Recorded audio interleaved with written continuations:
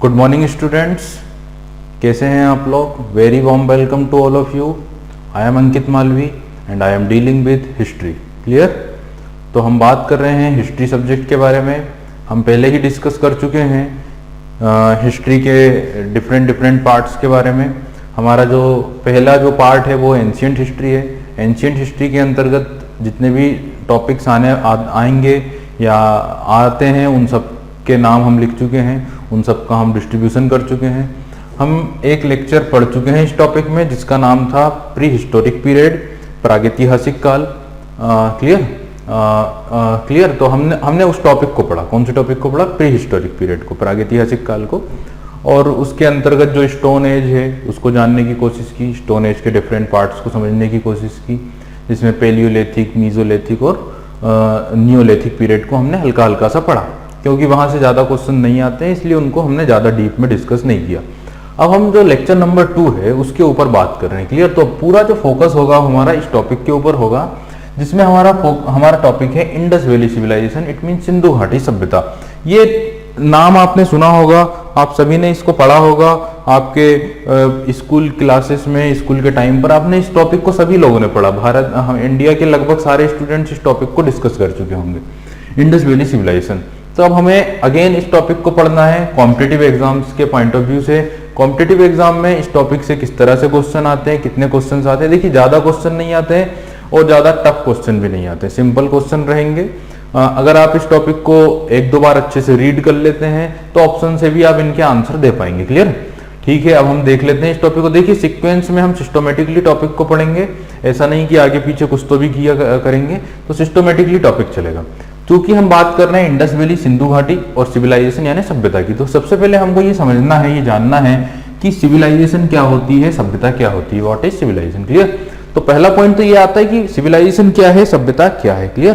तो आप लोग अच्छे से समझ लें, ध्यान से समझ लें कि एक पर्टिकुलर एरिया में, जब एक पर्टिकुलर एरिया में रहने वाले पर्टिकुलर मास ऑफ पीपल, समझ गए, एक पर्टिकुलर एरिया में रहने वाले पर्टिकुलर मास ऑफ पीपल जब एक पर्टिकुलर कल्चर को फॉलो करते हैं, एक पर्टिकुलर कल्चर को फॉलो करते हैं, तब हम उसे क्या कहते हैं? Civilisation. Clear. When in a particular area a particular mass of people follow a particular culture, that is called civilisation. Clear हो गई बात इतनी। सिविलाइजेशन क्या होती है, सभ्यता क्या होती है, आप लोगों को समझ में आ गया होगा। चलिए आगे बढ़ते हैं। हमारे देश की पहली सिविलाइजेशन, अगर हम बात करें, हमारे देश की फर्स्ट सिविलाइजेशन जो थी वो थी इंडस वैली सिविलाइजेशन। और ये सिविलाइजेशन किस पीरियड में एग्जिस्ट किया करती थी? क्या ये सिविलाइजेशन प्री हिस्टोरिक पीरियड में थी, प्रोटो हिस्टोरिक पीरियड में थी, या फिर हिस्टोरिक पीरियड में थी? समझ गए। तीनों मैंने आप लोगों को क्लासिफाई किए होंगे लेक्चर नंबर 1 में। तो बेसिकली देखा जाए तो भारत की जो पहली सिविलाइजेशन जो थी वो प्रोटो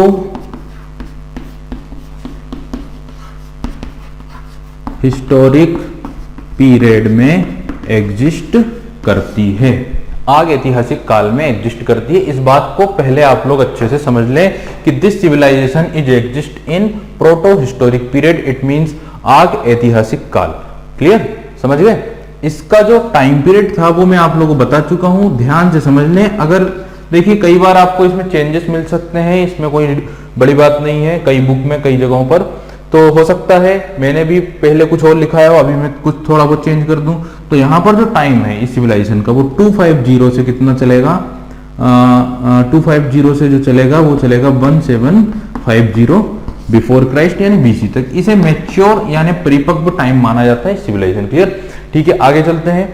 अब चूंकि हम इंडस वैली सिविलाइजेशन की बात कर रहे हैं तो थोड़ा सा हम देख लेते हैं, थोड़ा सा और हम समझ लेते हैं वर्ल्ड की कुछ और सिविलाइजेशन के बारे में जो इस सिविलाइजेशन के समकालीन रही थी, इस सभ्यता के साथ साथ चल रही थी विश्व में। तो आप लोग थोड़ा सा ध्यान रखिएगा। 3 other civilisation of the world, विश्व की 3 अन्य सभ्यताएं जो कि कंटेम्प्रेरी थी, जो कि समकालीन थी इंडस वैली सिविलाइजेशन की। तो बहुत ज्यादा नहीं, हल्का सा मैं समझा दूंगा आप लोगों को, हल्के से हम उनके नाम देख लें। फर्स्ट नंबर पर होगी civilisation of Mesopotamia, civilisation of Mesopotamia. तो सिविलाइजेशन ऑफ मेसोपोटामिया एक सिविलाइजेशन थी जो विश्व में चलती थी, या विश्व में ये भी उस समय पर चल रही थी। ये सिविलाइजेशन थी इराक में, इराक को ही मेसोपोटामिया कहा जाता है, और ये सिविलाइजेशन थी टिग्रिस नदी के किनारे पर, टिग्रिस नदी के किनारे पर इराक में मेसोपोटामिया सभ्यता थी। ठीक है, दूसरे नंबर पे अगर हम बात करें तो थी civilisation of Egypt, Egyptian civilisation या इजिप्ट की सभ्यता या मिस्र की सभ्यता। ये सभ्यता नील नदी के किनारे पर या नील नदी के तट पर चलती थी। क्लियर। तीसरे नंबर पे अगर हम बात करें तो जो थर्ड सिविलाइजेशन थी वर्ल्ड में उस दौरान की, वो थी सिविलाइजेशन ऑफ चाइना या Chinese civilisation, CHINA, civilisation of China. तो चीन में भी एक सभ्यता चलती थी जिसको हम बोलेंगे सिविलाइजेशन ऑफ चाइना, जो कि हांगहो नदी के तट पर थी, हांगहो नदी के किनारे पर उसका जो है उद्गम हुआ था। हांगहो रिवर को चाइना का शोक भी कहा जाता है, चीन का शोक भी कहा जाता है, समझ गए। येलो रिवर भी साथ में उसे कहा जाता है। तो इस तरह से चीजों को हमको समझना था। विश्व की 3 सभ्यताओं के बारे में हमने बात करी। अब देखिए आगे, सिंधु घाटी सभ्यता के बारे में हमें जानकारी 1900 काफी बाद मिलेगी। सिंधु घाटी सभ्यता के बारे में जानकारी हमें काफी बाद मिलेगी। 1921 तक तो हम यही समझते थे कि आर्यों ने आकर भारत में सभ्यता शुरू की, समझ गए, जिसे हम वैदिक सभ्यता के रूप में जानते थे। तो 1921 तक तो हम यही सोचते थे कि आर्यों ने आकर भारत में सभ्यता क्या की, शुरू की, और उस सभ्यता को हम आर्यों की सभ्यता या हम वैदिक सभ्यता के रूप में जानते थे। क्लियर। लेकिन 1921 में 1921 में कुछ ऐसा हुआ जिससे हमें यह पता चला, जिससे हमें एक सनसनीखेज खुलासा हुआ और एक बात ये पता चली कि वैदिक सभ्यता से 1000 साल पहले भी, वैदिक सभ्यता से कितने साल पहले, 1000 साल पहले भी भारत में एक सभ्यता एग्जिस्ट किया करती थी। उस सभ्यता को हम क्या कहते थे, क्या कहते हैं, Indus valley civilisation. Clear. That civilisation is called Indus valley civilisation, जो कितनी पुरानी थी वैदिक सिविलाइजेशन से 1000 ईयर एगो, 1000 साल पहले। क्लियर। तो यहां तक इतनी बात आप लोगों को क्लियर हुई होगी, इतनी बातें आप लोगों को समझ में आई होगी। अब हम आगे बढ़ते हैं। ठीक है, तो अगला क्वेश्चन जो हमारे माइंड में उठकर जो आ रहा है वो ये आ रहा है कि how we know about the Indus valley civilisation, how we discover या how we know this civilization. तो इस सभ्यता के बारे में हमें जानकारी कैसे मिली, इस सभ्यता के बारे में पता कैसे चला। अगला क्वेश्चन ये आता है, तो आप लोग नोट डाउन करिएगा एक एक क्वेश्चन को। सबसे पहले हमने लिख लिया होगा आप लोगों ने व्हाट इज सिविलाइजेशन, तो उसका मतलब लिख लिया होगा। विश्व की 3 सभ्यताओं को लिख लिया होगा। अब हम बात करेंगे how we know about this civilisation, इस सभ्यता के बारे में हमें कैसे पता चला। इस क्वेश्चन को आप लोग लिखिएगा और खास खास पॉइंट जहां जहां पे मैं नोट करवाऊं उनको ही आपको नोट करना है। तो फिलहाल जो क्वेश्चन है वो ये है, how we know Indus valley civilisation.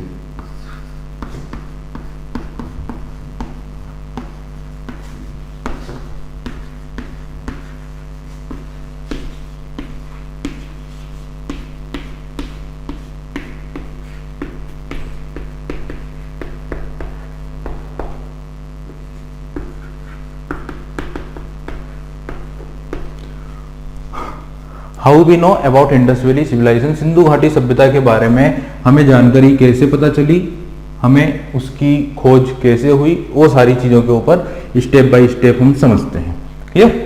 ठीक है, तो इस क्वेश्चन को समझते हैं। अब आप लोग बस इतना समझे, आप लोग इतना जाने, आप लोग इतना जानते ही होंगे कि भारत में जो रेलवे है, इसकी लिंक यहां से जुड़ती, भारत में जो रेलवे है, भारत में रेलवे को उद्घाटन कर या रेलवे को स्टार्ट करने वाले वायसराय जो थे वो लॉर्ड डलहौजी थे। भारत में रेलवे को स्टार्ट किसने कराया था, लॉर्ड डलहौजी ने कराया था। तो जब डलहौजी भारत के वायसराय थे तो हम सब जानते हैं कि 1950 में 1950 में इस पॉइंट को आप नोट कर लेना, भारत में रेलवे का उसकी शुरुआत किसने की थी, लॉर्ड डलहौजी ने। और 1850 में लॉर्ड डलहौजी ने एक गुड्स ट्रेन चलवा दी थी, गुड्स ट्रेन यानी मालगाड़ी। तो पहली जो गुड्स ट्रेन थी वो 1850 में चलवा दी थी लॉर्ड डलहौजी ने। कहां पर, रुड़की में। कहां पर चलवा दी थी, रुड़की या रुड़की में। क्लियर, ये तो बात हो गई। फिर एक और जो पॉइंट है वो ये है, हम सब जानते हैं कि 16 अप्रैल 1853 को भारत की फर्स्ट जो पैसेंजर ट्रेन थी, पैसेंजर ट्रेन, ये इनके प्रयासों से चलवाई गई थी। कहां से कहां के बीच में, मुंबई से या बॉम्बे से ठाणे, ठाणे के बीच में 34 किलोमीटर के ट्रैक पर। क्लियर।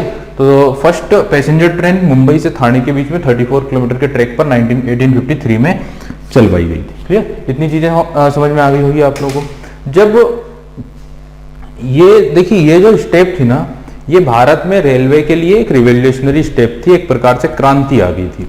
और जब ये चली फर्स्ट पैसेंजर ट्रेन, तो भारत के अलग अलग हिस्सों पर और भी रेलवे ट्रैक बिछाने का काम धीरे धीरे शुरू हो गया और जगहों पर रेलवे ट्रैक बिछाए जाने लगे।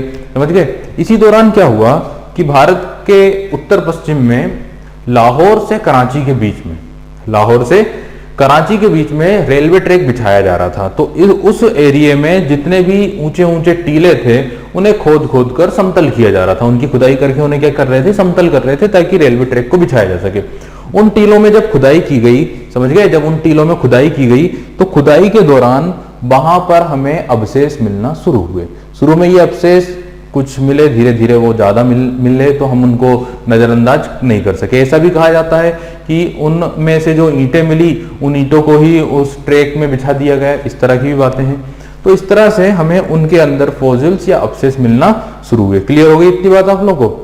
और इंडस वैली सिविलाइजेशन के जो अवशेष थे, उनको सबसे पहले कलेक्ट किया गया था। उसी दौरान उन अवशेषों को सबसे पहले कलेक्ट किया गया था। अब क्या हुआ आगे, यहां पर इतनी चीजें हुई। अब हम यहां पे देखते हैं 1856, 1856 में एक व्यक्ति थे, एक आर्कियोलॉजिस्ट थे, जिनका नाम था अलेक्जेंडर कनिंघम। उन्होंने इन अवशेषों पर सबसे पहले रिसर्च किया। तो क्या लिखेंगे हम, 1856 में अलेक्जेंडर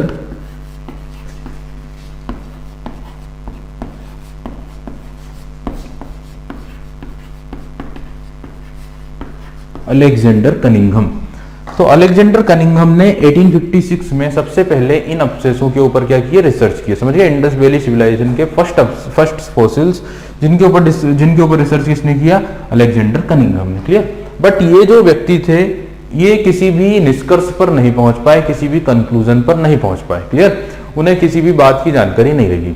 बट चूंकि इन्होंने सबसे पहले रिसर्च किया, सबसे पहले जानकारी को निकालने की कोशिश की, इसीलिए इन्हें कहा जाता है फादर ऑफ इंडियन आर्कियोलॉजी। समझ गए। भारतीय पुरातत्व के जनक, फादर ऑफ इंडियन आर्कियोलॉजी किसे कहा जाता है, अलेक्जेंडर कनिंघम को। इस बात को भी नोट डाउन कर लेना, फादर ऑफ इंडियन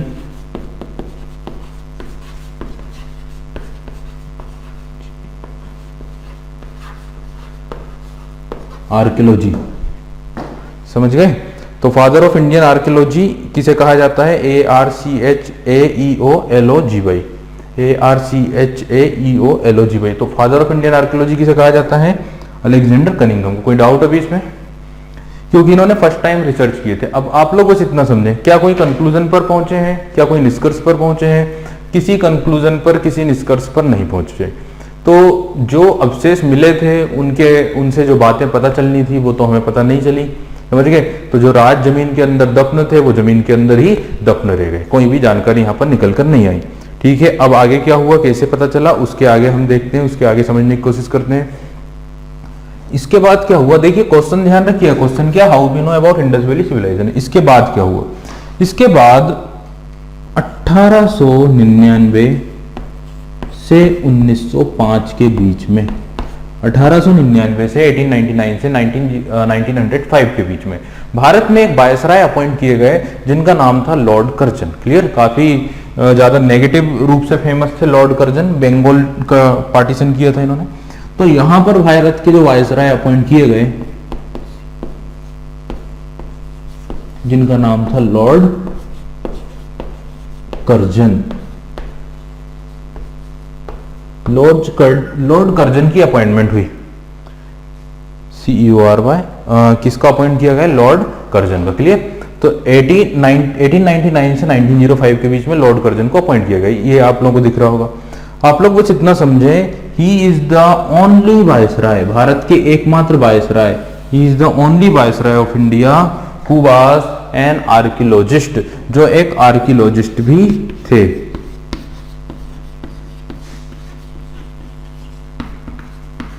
ये क्वेश्चन भी आप लोगों के एग्जाम में कई बार पूछा गया।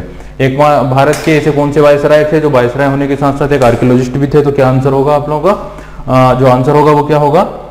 Lord Curzon. Lord Curzon is the only viceroy who was also an archaeologist. तो ये बात क्लियर हो गई। 1899 से 1905 के बीच में भारत में जो वायसराय के रूप में अपॉइंट किए गए वो कौन अपॉइंट किए गए? Lord Curzon. जब लॉर्ड कर्जन भारत आए तो सब उन्होंने उन अवशेषों के ऊपर इंटरेस्ट लेना शुरू किया जो खुदाई के दौरान हमें मिले थे। समझ गए? सबसे पहले इंटरेस्ट लेना किसने लेना शुरू किया? लॉर्ड कर्जन ने। और क्या किया उन्होंने? आगे की कहानी हम देखते हैं। उसके पहले मैं बोर्ड को रफ कर देता हूं।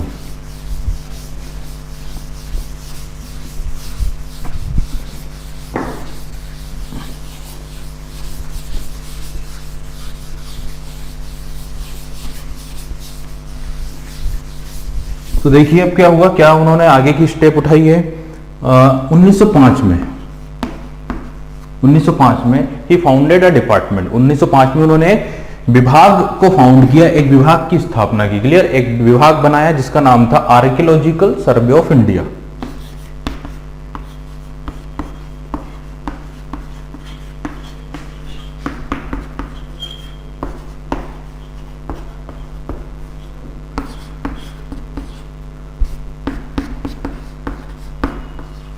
Archaeological survey of India. तो 1905 में भारतीय पुरातत्व सर्वेक्षण जो विभाग है उसकी स्थापना किसने की? लॉर्ड कर्जन ने की। क्लियर? तो इसको क्यों स्टेब्लिश किया गया था वो भी समझेंगे। सबसे पहले हम ये देख लें कि इसके जो चेयरमैन थे, फर्स्ट चेयरमैन, वो अपॉइंट किया गया था सर जॉन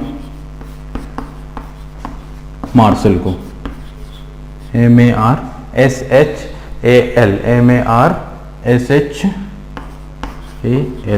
मार्शल। तो सर जॉन मार्शल को अपॉइंट किया गया था इसका फर्स्ट चेयरमैन। अगर हम हेडक्वार्टर की बात करें तो हेडक्वार्टर है इंडियन म्यूजियम के अंदर जो कि है कलकत्ता में। तो इसका जो हेडक्वार्टर है वो कहां है? Indian museum in Kolkata.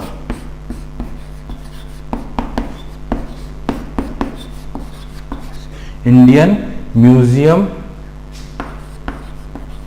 इन कोलकाता। ठीक है?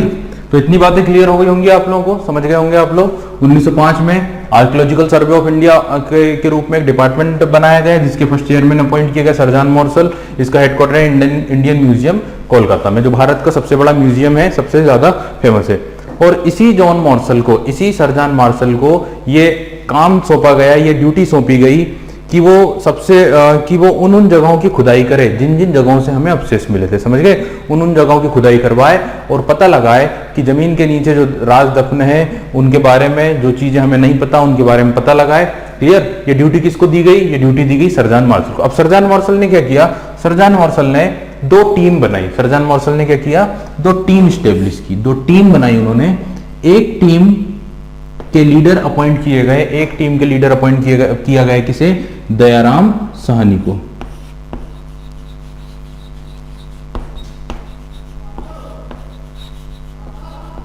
ठीक है? तो एक टीम बनाई जिसके लीडर बनाए दयाराम साहनी, और जो दूसरी टीम बनाई उसके लीडर बनाए Rakhaldas Banerjee. It means RD Banerjee.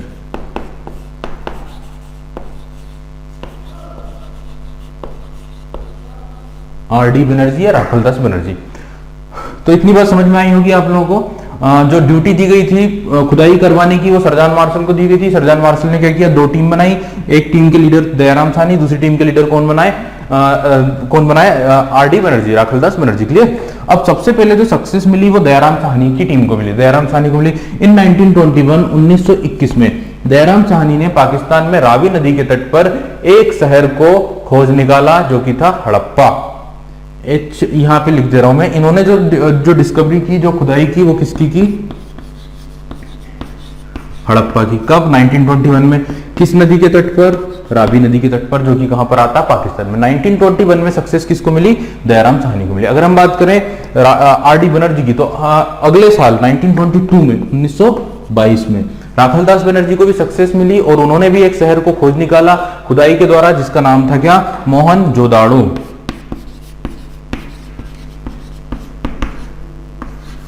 Mohenjodaro, mount of dead भी कहा जाता है। तो मोहनजोदाड़ो की डिस्कवरी किसने कर दी? आरडी बनर्जी की टीम ने 1922 को। ये जो शहर मिला, ये मिला इंडस रिवर के तट पर, कराची के पास, समझ गए? ये जो है ये लाहौर के पास है और ये किसके पास है? कराची के पास। क्लियर? तो लाहौर और कराची के पास हमें ये सिटी, ये शहर जो सिविलाइजेशन के थे वो पता चले। इस तरह से खुदाई के दौरान जब इन दोनों शहरों की खुदाई की गई, इन शहरों से जो मकान मिले, जो वस्तुएं मिली, जो अवशेष मिले, जब उनको कंपेयर किया गया, समझ गए? इन दोनों से जो भी अवशेष मिले जब उनको कंपेयर किया गया तो हमें ये पता चला कि यहाँ के लोग, हमारे जो आर्कियोलॉजिस्ट हैं वो इस कंक्लूजन पर पहुंचे कि यहाँ के लोग एक ही कल्चर को क्या किया करते थे? फॉलो करते थे। इन दोनों के स्थानों के जो कल्चर थे वो क्या थे? सेम थे, सेम कल्चर को फॉलो किया करते थे। इट मीन्स वो एक क्या थी? सिविलाइजेशन थी। वो एक सेम सिविलाइजेशन के लोग थे, सेम सिविलाइजेशन को क्या करते थे? वो फॉलो करते थे। अब आप लोगों को ये बात समझ में आई होगी, इतनी बात समझ गए होंगे कि किस तरह से इस सिविलाइजेशन को डिस्कवर किया गया। क्योंकि स्टार्टिंग में ये इंडस वैली एरिया में आता था, ये दोनों जो क्षेत्र थे वो सिंधु नदी घाटी के क्षेत्र में आने वाले क्षेत्र थे, इसलिए सिविलाइजेशन का नाम क्या हो गया? Indus valley civilisation. क्लियर? अब हम देखते हैं आगे अगले टॉपिक के ऊपर चलते हैं। तो फिलहाल जो आपका टॉपिक था वो ये था, how we know about Indus valley civilisation. तो आप लोग समझ गए होंगे कैसे पता चला कि रेलवे में जब खुदाई की गई तो जमीन के अंदर से अवशेष मिलना शुरू हुए, ईंटें मिलना शुरू हुई, कई सारे ऐसे अवशेष मिले। तब उसके बारे में जो है क्यूरियोसिटी बढ़ी, उसके बारे में जानकारी निकालने की कोशिश की गई और स्टेप बाय स्टेप चीजें हमें पता चली। ठीक है? अब हम चलते हैं नेक्स्ट पॉइंट के ऊपर, नेक्स्ट क्वेश्चन के ऊपर। और जो क्वेश्चन है वो ये है, हाउ ओल्डर दिस सिविलाइजेशन, ये सभ्यता कितनी प्राचीन थी या कितनी पुरानी थी। तो अगले क्वेश्चन के ऊपर गौर करिएगा, ये अगला क्वेश्चन आप लोगों को अपनी कॉपी में नोट करना है।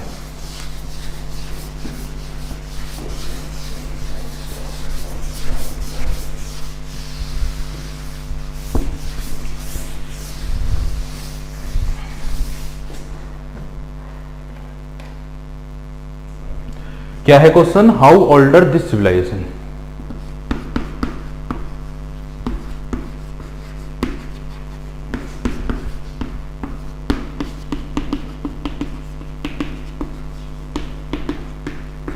This is the question, how older this civilisation. इसके ऊपर डिस्कस करते हैं। हमें यह पता चल चुका था कि एक सिविलाइजेशन थी, यह एक सभ्यता थी जो यहां पर एग्जिस्ट करती थी, समझ गए? लेकिन अभी तक हमें यह नहीं पता चल पाया था कि यह सभ्यता कितनी प्राचीन थी, कितनी पुरानी थी, किस टाइम पीरियड में यह सभ्यता एग्जिस्ट किया करती थी। क्या ये वैदिक सिविलाइजेशन से भी पुरानी थी? क्या क्योंकि हमें तो उस समय तक एक ही सिविलाइजेशन के बारे में जानकारी थी जो कि थी वैदिक सिविलाइजेशन। तो क्या ये वैदिक सिविलाइजेशन से भी पुरानी थी क्या? ये बातें अभी क्लियर नहीं हुई थी, समझ गए? इसीलिए इसकी तिथि, इसकी डेट का पता लगाना काफी जरूरी था। और हमें पता है कि किसी भी तिथि को जो पता लगाया जाता है उसकी जो साइंटिफिक मेथड होती है, किसी भी तिथि को पता लगाने की जो साइंटिफिक मेथड होती है वो क्या होती है? साइंटिफिक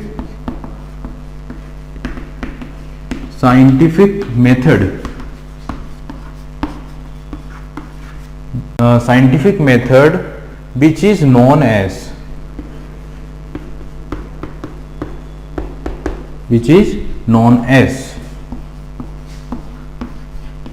और ये सभी को पता होगा। Scientific method which is known as, किस चीज को पता करने के लिए? तिथि या डेट को पता करने, which is known as carbon 14 dating, carbon 14 dating method. Carbon 14 dating method से हम किसी भी तिथि का पता लगा सकते हैं, किसी भी तारीख का, उसके पुराने, उसके कितने समय पहले की है उसका पता हम लगा सकते हैं। क्लियर? तो जब हमने कार्बन 14 डेटिंग मेथड से पता लगाया तो हम इस निष्कर्ष पर पहुंचे कि ये जो दोनों सभ्यता के जो स्थल थे, ये जो दोनों इस सभ्यता के जो दोनों स्थल थे, उनका जो मैच्योर पीरियड जो था, उनका जो परिपक्व जो समय था, जिस समय वो परिपक्व स्थिति में थे, उस समय पर जब वो एग्जिस्ट करते थे, वो जो टाइम था वो था 25000 से लेकर 1750। इस पॉइंट को आप लोग अच्छे से नोट कर लेना, हाईलाइट कर लेना। क्लियर, दोनों कहां पर हैं, बीसी में है। तो ये चीज आप लोगों को ध्यान में रखना है। इतनी ये पुरानी सभ्यता थी। क्लियर, अभी तक तो हम इस गलतफहमी में थे कि भारत की जो प्राचीनतम सभ्यता है वो वैदिक सभ्यता है, समझ गए, जो ईसा मसीह के जन्म से 1500 साल पहले की थी। लेकिन अब हमें यह पता चला कि वास्तव में भारत की प्राचीनतम सभ्यता ईसा मसीह के जन्म से 2500 साल पहले थी, जो कि कौन सी थी, इंडस वैली सिविलाइजेशन। और एक सनसनीखेज खुलासा हुआ 1921 में, और उसी के साथ हिस्ट्री में एक नया पार्ट, एक नया चैप्टर, एक नया अध्याय भी जुड़ गया इंडस वैली सिविलाइजेशन के रूप में। क्लियर, आगे चलते हैं, आगे अगले क्वेश्चन के ऊपर अब हम गौर करते हैं। अब देखिए अगला जो क्वेश्चन होगा वो क्या होगा। देखिए तो जो क्वेश्चन जो एराइज होता है, अगला क्वेश्चन हमने इसके पहले जो क्वेश्चन पढ़ा और उसके बाद अब जो नेक्स्ट क्वेश्चन है वो ये है। देखिए, one more question came in archaeologist mind. तो आर्कियोलॉजिस्ट जो लोग थे, जो पुरातत्व शास्त्री थे, उनके दिमाग में एक और क्वेश्चन आया। One more question came in archaeologist mind that this civilisation is only exist in Indus valley region और it exist in other river valley region. तो क्वेश्चन ये आया दिमाग में, क्या यह सभ्यता सिर्फ इंडस वैली में ही एग्जिस्ट करती थी, उसी क्षेत्र में थी, या भारत के डिफरेंट रिवर वैली एरिया में भी एग्जिस्ट करती थी। समझिए, तो क्वेश्चन ये अब उनके दिमाग में आना शुरू हुआ। क्लियर होगी बात इतनी। तब इसकी खोजबीन और ज्यादा की जाने लगी, इसकी खुदाई और बढ़ गई, तेजी से खोजबीन जो है वो की जाने लगी। और जब खुदाई की गई तो पता चला, क्लियर, जब खुदाई की गई तो यह पता चला कि यह सिविलाइजेशन पूरे north and north west India में एग्जिस्ट करती है। क्लियर, सिर्फ इंडस वैली रीजन तो इतना रीजन है, समझ गए ना, क्योंकि इंडस रिवर जो है वो इधर से बहकर इधर की तरफ आती है, तो रिवर वैली एरिया ही है। बट जो खोजबीन के बाद ये रिसर्च हुई और ये बात पता चली कि ये सिविलाइजेशन पूरे नॉर्थ एंड वेस्ट, यानी पूरे नॉर्थ वेस्ट रीजन में क्या करती है, एग्जिस्ट करती है। भारत के उत्तर और उत्तर पश्चिम क्षेत्र में ये सभ्यता पाई जाती है। क्लियर हो गई बात इतनी आप लोगों को। क्वेश्चन क्लियर हो गया है। अब जो नेक्स्ट क्वेश्चन, तो इसका आंसर क्या होगा, this civilisation is exist the whole north and north western region of India. Clear, अब नेक्स्ट जो क्वेश्चन आपके माइंड में आता है, या जो नेक्स्ट क्वेश्चन एराइज होता है यहाँ पर, वो ये होता है कि यह सभ्यता किस शेप में फैली हुई थी, what is the shape of the civilisation. तो यहां पर हम बात करेंगे शेप ऑफ सिविलाइजेशन, सिविलाइजेशन का आकार क्या था। देखिए, इंडिया के शेप की अगर बात की जाए ना, किसी भी जियोग्राफिकल अगर बाउंड्री का शेप निकालना हो तो आप क्या करिए कि उसके एक्सट्रीम पॉइंट्स को मिलाकर देख लीजिए, तो आपको शेप मिल जाएगा। जैसे भारत के एक्सट्रीम पॉइंट को यहाँ से यहाँ से यहाँ से और यहाँ से मिला दोगे ना, तो एक डायगोनल शेप हमको मिलेगा। पर हम बात कर रहे हैं सिविलाइजेशन की, तो सिविलाइजेशन के शेप निकालने के लिए, आकार निकालने के लिए क्या करना होगा कि जो एक्सट्रीम पॉइंट्स हमें मिले हैं सिविलाइजेशन के, उनको आप क्या करिए, मिला दीजिए। तो जो एक्सट्रीम पॉइंट मिले हैं वो इस तरह से मिले हैं। जम्मू कश्मीर में एक जगह मिली है जिसका नाम है मांदा, MANDA, कहां पर, जम्मू एंड कश्मीर में। इसे अच्छे से नोट डाउन कर लो। तो जम्मू कश्मीर में एक जगह मिली है जिसका नाम क्या है, मांदा। ये चिनाब नदी पर है। किस रिवर पर है, चिनाब रिवर पर। एकदम नॉर्थ जो पॉइंट है वो है मांदा। अगर हम बात करें ईस्टर्न पार्ट का, तो ईस्टर्न में, उत्तर में अगर हम बात करें तो एक जगह मिली है उत्तर प्रदेश में जिसका नाम है आलमगीरपुर। यहां पे लिख दे रहा हूं मैं, ये जो जगह है इसका नाम क्या है, आलमगीरपुर।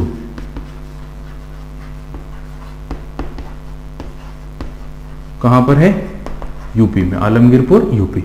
ये जो आलमगीरपुर है ना, ये हिंडन रिवर पर बसा हुआ था। यहाँ पे आप लोग रिवर का नाम लिख लेना, HINDON, हिंडन। क्लियर। हम साउथ की अगर बात करें तो साउथ में इस सिविलाइजेशन का जो एक्सट्रीम पॉइंट मिला है वो मिला है महाराष्ट्र में। एक जगह है जिसका नाम है दाइमाबाद, दाइमाबाद, WAD या BAD, दाइमाबाद। दाइमाबाद कहां पर है, महाराष्ट्र में। तो महाराष्ट्र में है दाइमाबाद, और दाइमाबाद किस रिवर पर है, वो है गोदावरी रिवर पर। ये बात क्लियर हो गई सभी को। फिर अगर हम बात करें एक्सट्रीम वेस्टर्न पॉइंट की, सबसे पश्चिमी पॉइंट, सबसे जो पश्चिमी बिंदु होगा वो क्या होगा, तो जो सबसे वेस्टर्न जो पॉइंट है ना वो यहां पर आपको मिला है अफगानिस्तान, या हम बात करें पाकिस्तान में ही एग्जिस्ट करता है, बलूचिस्तान एरिया में, जिसका नाम है सुतका गेंडोर।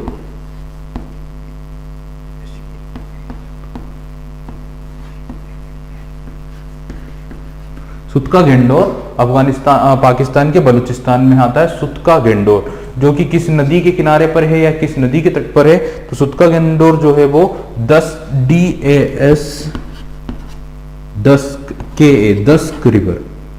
रिवर के तट पर बसा हुआ, समझ गए।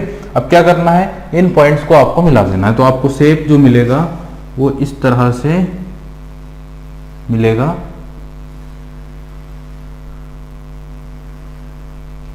और इस शेप को हम लगभग क्या कहेंगे, इस शेप को हम कहेंगे ट्रायंगुलर यानी त्रिभुजाकार। क्लियर। तो इंडस वैली सिविलाइजेशन का जो शेप होगा वो क्या होगा, ट्रायंगुलर शेप होगा, इट मीन त्रिभुजाकार शेप होगा। इसमें अभी कोई डाउट है क्या किसी को भी? इस मैप को आपको, इस डायग्राम को ठीक से बना लेना है अपनी कॉपी में, और एक्सट्रीम पॉइंट कई बार एग्जाम में पूछे गए वो ध्यान रखने हैं। तो अगर हमसे कोई पूछ ले कि what is the shape of Indus valley civilisation, तो क्या बोलेंगे अपन, क्या इसका आंसर होगा, ट्रायंगुलर इन शेप, त्रिभुजाकार आकार की ये सभ्यता थी। उसके एक्सट्रीम पॉइंट्स क्या है वो आप लोग समझ गए। ठीक है, अगले क्वेश्चन के ऊपर हम गौर करते हैं। नेक्स्ट जो क्वेश्चन है वो क्या आउट कर आ रहा है। अच्छा, यहाँ पर आप एक और क्वेश्चन ध्यान रखिएगा जो कि होगा एरिया या क्षेत्रफल। Area of the Indus valley civilisation, सिंधु घाटी सभ्यता का क्षेत्रफल कितना था। अगर इस बात पर गौर की जाए तो आप लोग बस इतना समझें, ये एक बहुत बड़े क्षेत्र में फैली हुई थी। विश्व की जो अन्य सभ्यताएं थी और उनसे अगर कंपेयर करें इंडस वैली का, तो सबसे बड़ा जो क्षेत्र था वो इंडस वैली सिविलाइजेशन का क्षेत्र था। और ये जो क्षेत्रफल था इस सभ्यता का वो था 13 लाख स्क्वायर किलोमीटर।